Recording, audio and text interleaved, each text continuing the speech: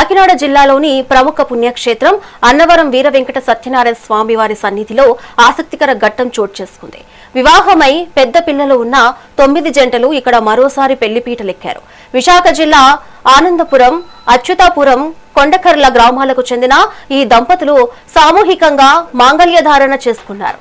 కుటుంబంలో ఆర్థిక, ఆరోగ్య సమస్యలు, ఇతర చికాకులు తొలగిపోవాలని ప్రముఖ ఆస్ట్రో న్యూమరాలజిస్ట్ కూర్మేశ్వరరావు సలహా మేరకు వారు ఈ నిర్ణయం తీసుకున్నారు.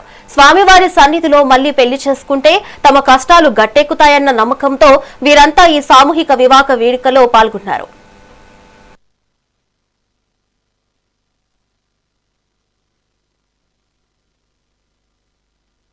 సార్, ఈ దేవస్థానంలోనే మా గురువు గారు ఆనందపురం, ఆయన పేరు నారాయణమూర్తి గారు అండి.